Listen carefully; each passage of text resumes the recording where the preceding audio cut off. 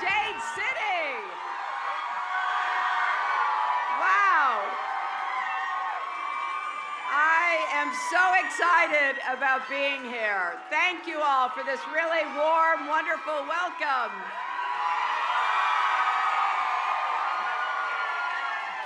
And I think on behalf of all of us, I want to thank Alicia Machado for that introduction and for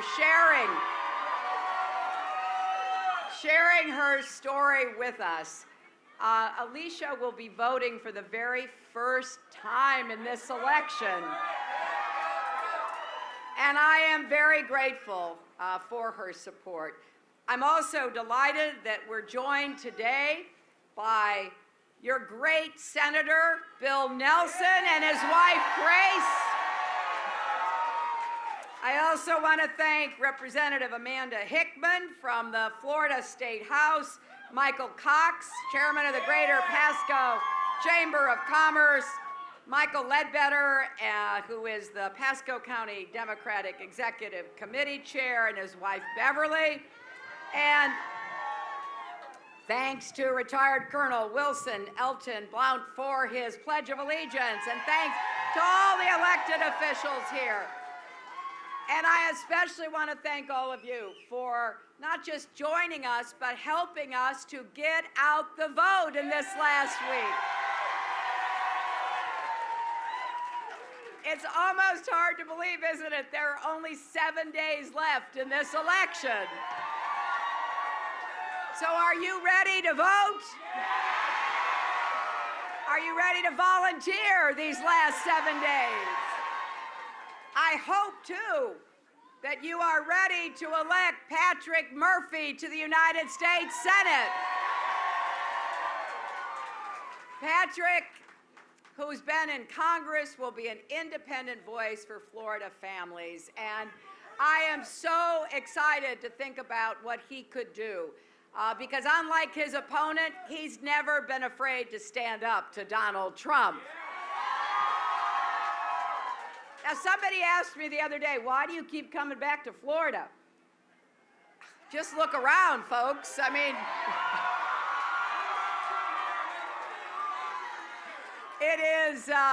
it's a beautiful place, and I have lots of friends, but it's also really important in this election.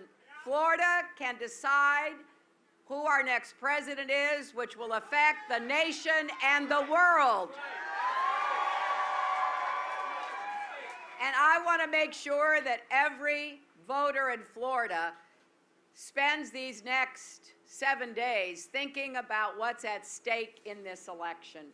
Because honestly, I believe this may be the most important election of our lifetimes.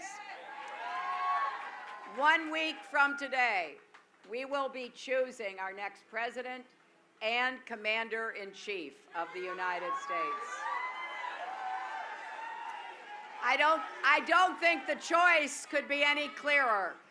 You know, I have spent my career fighting for children and families. I have served in the United States Senate, served on the Senate Armed Services Committee. I was in the Situation Room when we brought Osama bin Laden to justice. I represented you as your Secretary of State, going to 112 countries, negotiating with friend and foe alike. I am ready to serve if you give me the great honor of being your president.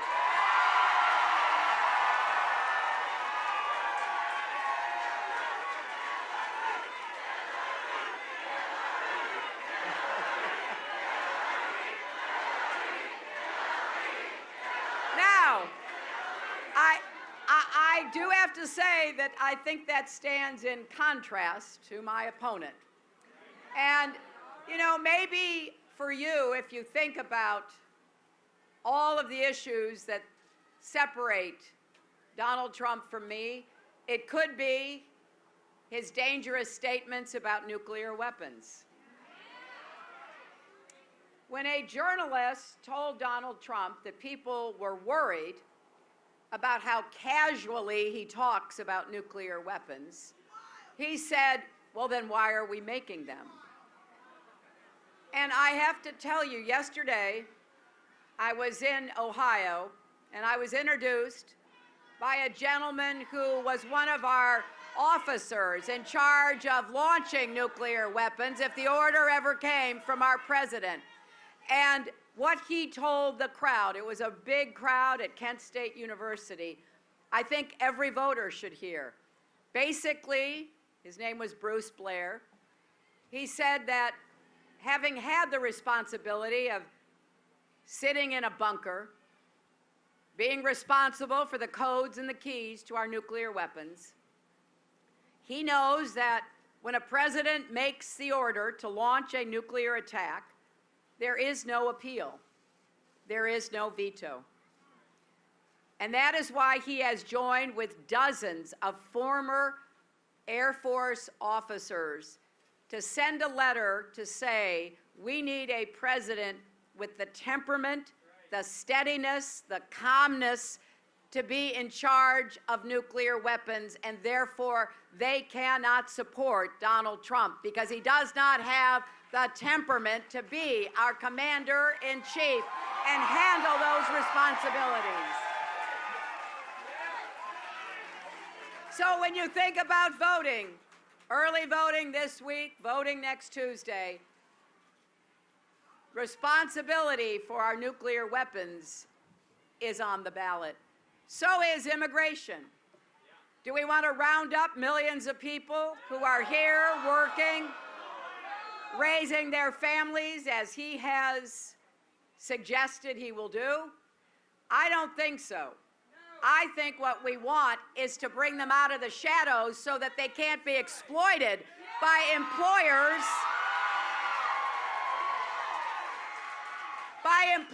like Donald Trump, who refused to hire Americans and hired undocumented workers so he could pay them less. I don't think that's right.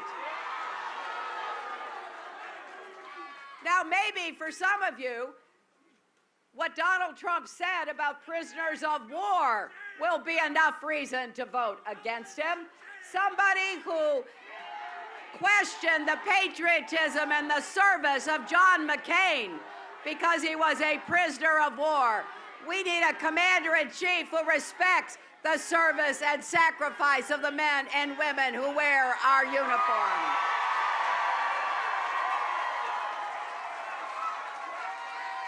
Or maybe for some of you, it's what he said about a judge born in Indiana who just happened to be assigned the case brought by people who were defrauded by the phony Trump University. And so Trump said, well, we can't trust him because his parents were born in Mexico.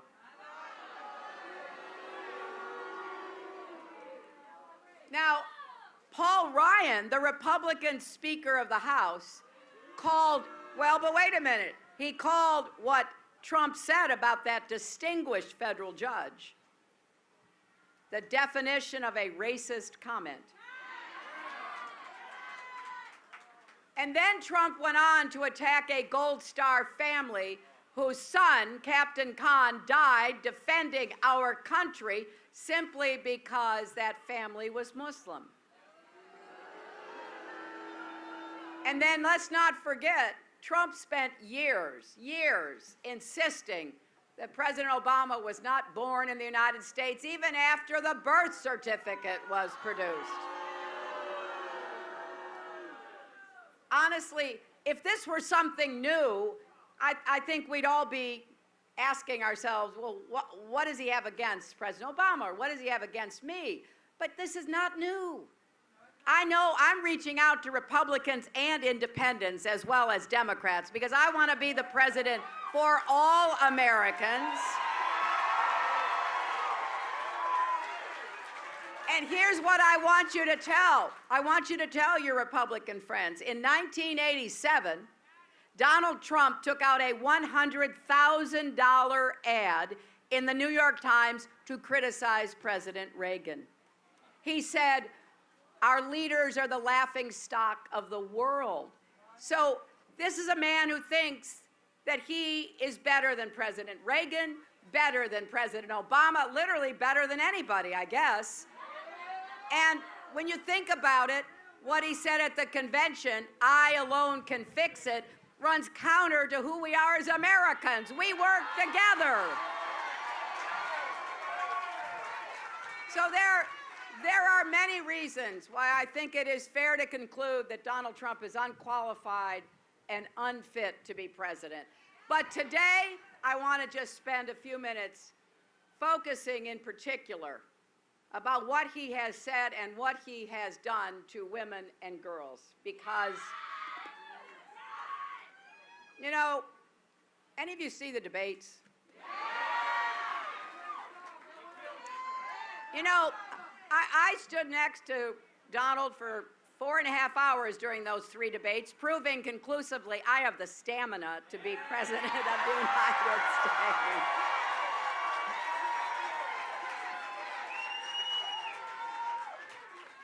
And during those debates, you know, Donald always used to say, oh, what have you been doing for 30 years? And I always found that kind of odd because he could Google it and find out.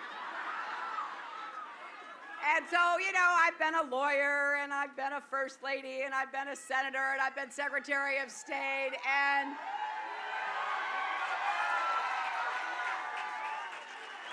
I've been a wife and a mother and a grandmother and a friend and a churchgoer. And for my entire life, I've been a woman.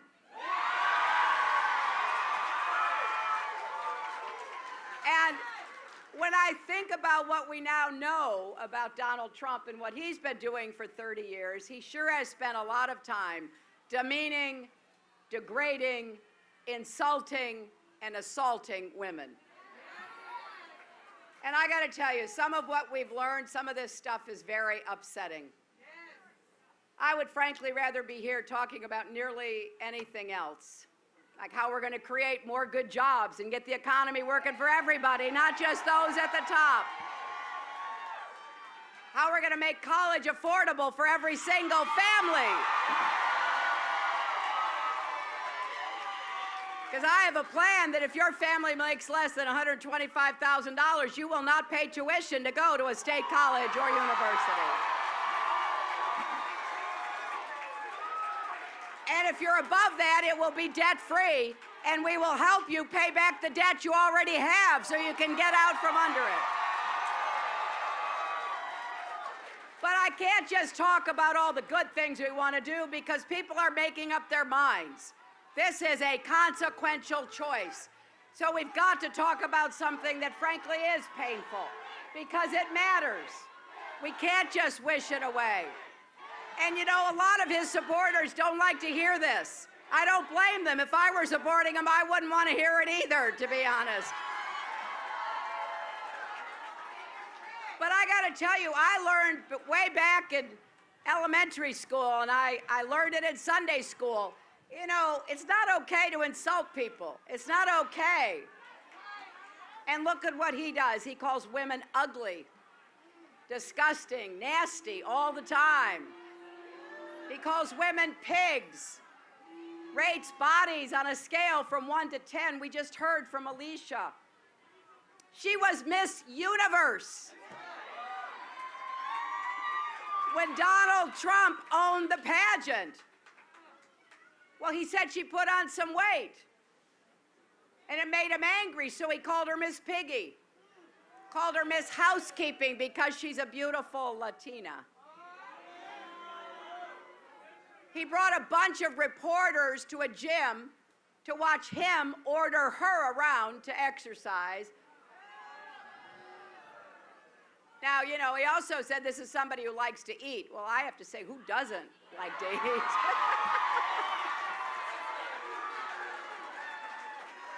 I mean, really, can we just stop for a minute and reflect on the absurdity of Donald Trump finding fault with Miss Universe? But you've got to ask, why does he do these things? Who acts like this? And I'll tell you who, a bully. That's who. And thankfully, Alicia refuses to let such a small person get her down. She knows that Donald Trump Donald Trump doesn't get to decide her value in her eyes and in the eyes of her family and her friends. But what about our girls? What about girls watching all this? What happens to their confidence, their sense of self-worth? If you've got a daughter, a granddaughter, a sister, a mother, a wife, a good friend, someone like this becoming president who insults more than half the population of the United States of America? And what about our boys? This is not someone we want them looking up to. You know, not so long ago, I was the mother of a teenage girl, and, you know, every day I tried to make sure that she knew she was smart and she was capable, and I'm doing the same thing with my granddaughter and my grandson. Because let's be honest here, the world has a way of telling our girls exactly the opposite.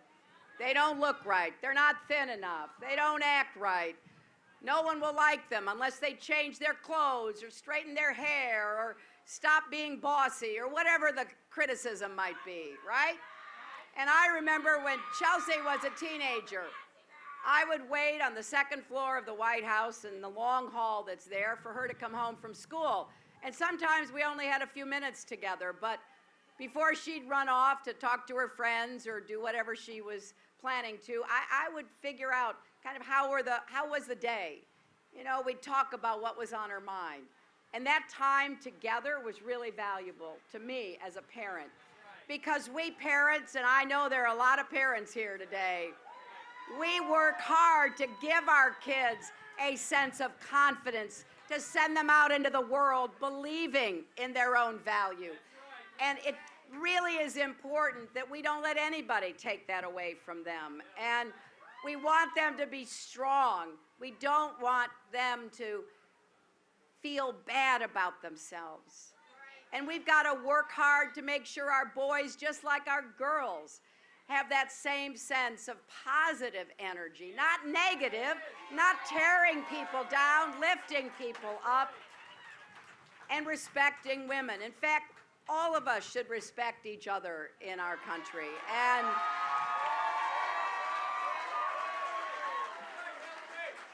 so when I look at my granddaughter and my grandson, I am on the same mission. I want them to know they're loved, they're cared for, they're respected.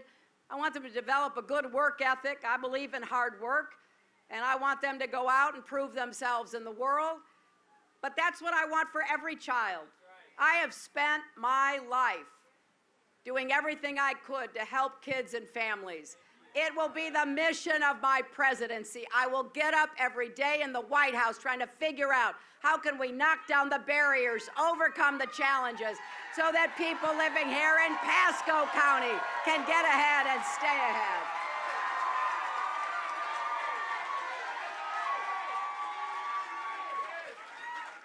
So I know there's work to be done. We can't do it with just words alone. We've got to do more to stop treatment about women being somehow objectified. And oh my gosh, when we heard that tape and we heard what he does to women, I'm not going to repeat it. But you know what Donald Trump was bragging about. Grabbing women, mistreating women. And I have to tell you, since that tape came out, 12 women have come forward to say what he said on that tape is what he did to me. And then we heard his response. What he does at his rallies is to go after those women all over again, insulting them. He said he couldn't possibly have said those things because the women weren't attractive enough to assault. Look at her, he said about one woman. I don't think so. About another, he said she wouldn't be my first choice. He's also on tape bragging with the radio personality Howard Stern about how he used to go backstage at his beauty pageants and he would barge in on women while they were getting dressed.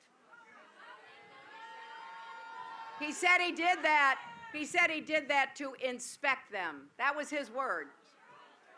And he said, I sort of got away with things like that. And sure enough, contestants have come forward to say, yes, that's exactly what he did to us. Now, as bad as that is, he didn't just do it at the Miss USA pageant or the Miss Universe pageant. He's also been accused of doing this at the Miss Teen USA pageant. Contestants say that Donald Trump came in to look at them when they were changing. Some of them were just 15 years old. We cannot hide from this. We've got to be willing to face it. This man wants to be president of the United States of America, and our wonderful First Lady, Michelle Obama, spoke for many of us when she said Donald Trump's words had shaken her to her core. For a lot of women who've gone through something like this in your lives, that's brought back painful memories. And for men who would never, ever talk or act like Donald, it's been shocking to see this. He tried to explain it away as locker room talk. Well, I'll tell you what, a lot of professional athletes stood up and said, not in our locker rooms. That does not happen. But I guess the bottom line is he thinks belittling women makes him a bigger man. And I don't think there's a woman anywhere who doesn't know what that feels like. He doesn't see us as full human beings with our own dreams, our own purposes, our own capabilities. And he has shown that clearly throughout this campaign. Well, he is very wrong. He is wrong about both the women and the men of this country. He has shown us who he is. Let us on Tuesday show him who we are.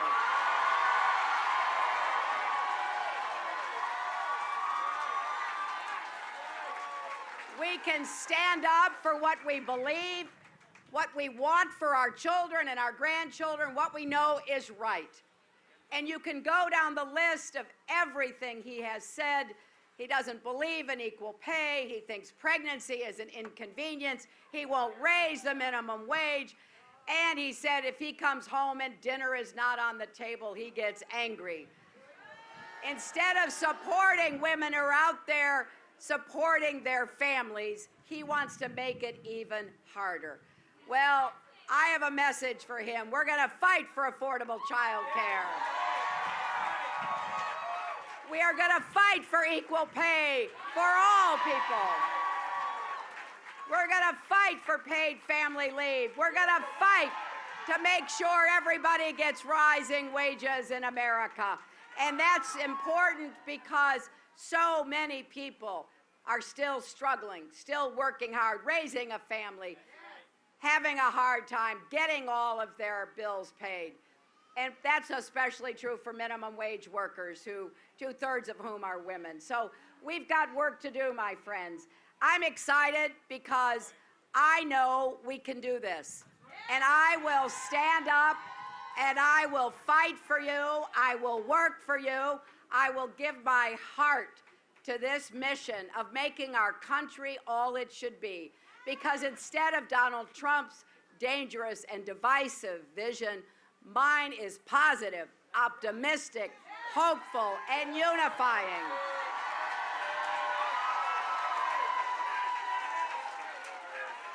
But I can't do any of this without your help. Early voting has already begun. Almost 26 million Americans have already voted. And that includes 4 million right here in Florida. Americans are voting for the kind of better future we can make together and voting on all the issues that they care about. It may be my name and Donald's name on the ballot, but everything you care about, our security, our economy, bringing our country together, the environment, clean water and clean air. Here in Dade City, you can vote every day from now until November 5th from 7 a.m. to 7 p.m. In fact, right now, the East Pasco Government Center, just a few minutes drive away, you can go there right after this rally and vote. Because we need everybody to stand up in this election. If you've got a mail-in ballot at home, send it in when you get home today. Don't wait to send it back. Talk to your friends and family and your neighbors, your coworkers. And, you know, Donald Trump's strategy is pretty simple. He says he wants to suppress young people from voting, women from voting, people of color from voting. I mean, that's a lot of people. By showing up with the biggest turnout ever, we will send him and everybody a message that that's not who we are. Now, I know here in this county and this larger region, you probably know some people are going to vote for Trump. And here's what I want to ask you. I want you to talk with them. Ask them what they care about. Ask them what kind of future they want for our country. Because Donald Trump's economic plan is slashing taxes on the wealthy and big corporations. I have said I want the wealthy to pay their fair share, and I will not raise taxes on anybody making less than $250,000 a year. So there could not be, no matter what you care about, a bigger difference between me and Donald Trump. And I hope that you will come out and volunteer for these last 7 days. We are signing people up for volunteer shifts, making calls, knocking on doors. It really matters. Turnout matters. Please go to HillaryClinton.com to see how you can get involved. And here's what I want to leave you with.